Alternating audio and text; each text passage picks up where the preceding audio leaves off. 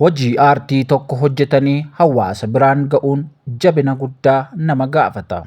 Sanuu ammoo siitkoomii afaan Oromoo meenistiriimii miidiyaa irratti darbee kan jalqabaa ta'ee hirkoon boqonnaawwan lamaan darbaniif laphee uummataa keessatti guyyaa guyyaan kabaja isaa dabalaa adeemeera.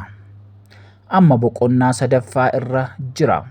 Kanuma caalaa jabaatee akka itti fufu baay'een barbaada. Hirkoon humna haaraa hedduu nutti agarsiiseera. Kana jabeessee itti fufuutii qaba. Hojiin tokko milkaa'aadha kan jennu jaallatamummaa argate qofaan miti. Hagam humna haaraa baasee kan jedhus ni ilaalama. Marsaa sadaffaa irratti maaltu mudate? Namni maaliif boqonnaa sadaffaa irratti qeeqa kaasee? Kanaan wal qabatee deebiin laatameera. Akka daawwataa tokkotti garuu yaada koo akka armaan gadiitti nan kaa'a. Garuu kanan jalqabu maalummaa qeeqaa kaaseeni. Egaa nooraa isiniin jenna. Qeeqni bakka lamatti qoodama. Qeeqa ogeessaa fi qeeqa daawwataati.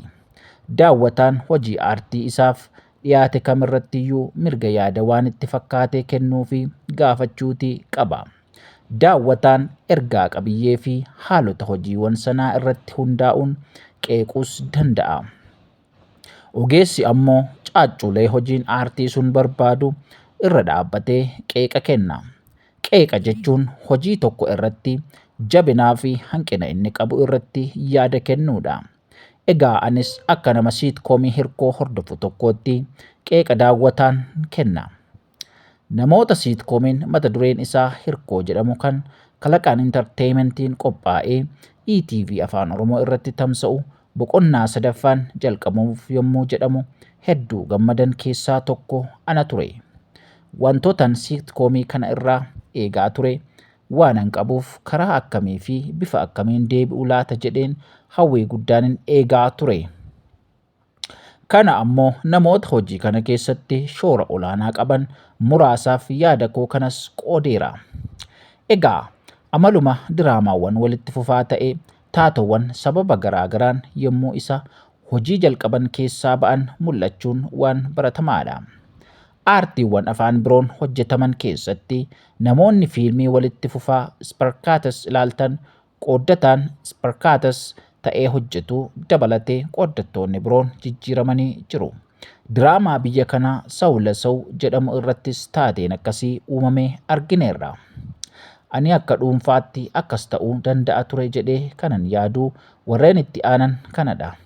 Inni jalqabaa siitkoomii hirkoo yommuu jalqabu maqaan hirkoo jedhamu kan akaakayyuu fi nama itti gaafatamummaa maatii sanaa fudhatuuf itti gaafatamummaan kan laatamu ture. Kanumarraa ka'uun Darajjee maqaa Waaqoo jedhamu kana argate. Kanaafuu Darajjeen itti gaafatamummaa isaa waan ba'uu dadhabeef yookaan sababa biraan maqaan isaa irraa fuudhamee qooddataa biraa haaraa yookaan jaallee qooddataa biraan bakka buusuun ni danda'ama ture. Sababiin isaa haalli ijaarsa siitkoomii kanaa qooddattoota irraa ka'a waan ta'eef. Inni lammataa hirkoon tiyyaa barbaacha bade yookaan sababa biraan barbaacha hirkoo jedhamee daawwataanis sana keessatti hawwiin eegaa deemuu ni danda'a ture jedheen yaada. Kana malees karaalee biroo hedduu fayyadamuun ni danda'ama ture jedheen amana. Hanqinni siitkoomii kanaa inni guddaan ammoo qooddataan kabbitoo ta'ee dhufe jaalle amantee qooda haaraan dhufuu qaba ture. Sababoota garaagaraan lamaan tokko sooree waliin qooda wal fakkaataa waan qabaniif qooda akkasiin dhufuun isaa waan dabalu hin qabu. Lammaffaan immoo qooddataa amma dura beeknu kan kabbitoo jedhamuu fi biraandii mataan isaa beekamu sababa ga'aa hin taaneen dhufuun isaa sirrii miti. Inumaa qooddataa haaraan taatummaa biraan osoo dhufuu baatee gaariidha yookaan immoo namni haaraan osoo dhufees gaariidha. Sababa ga'aa fi qooda haaraa hirkoon qixa deemuun siitkoomii kanaaf osoo dhufee dhamdhama biraa arganna. Otoo humnii fi dandeettiin hin dhabamin taayip karaakterii ta'uun sirrii miti jedheen amana. Galatoomaa. Kun egaa yaada diraamaa hirkoo irratti ka'aa jirudha. Kun miidiyaa keessan gonfoodha. Haaraa kan taatan sabskiraayib godhaa isiniin jenna. Egaa yaada kanammoo kan nuti isiniif qoonnuuf hamminaaf yookiin immoo hinaaffaa biraaf miti. Garuu immoo dhugaa qabatamaa jiru isiniif ibsuudhaaf waan dandeenye goonee jirra jechuudha. Galatooma. Yeroo gaarii qabaadhaa. Miidiyaa kana subscribe gochuun waan garaa garaa eeggadhaa isiniin jenna.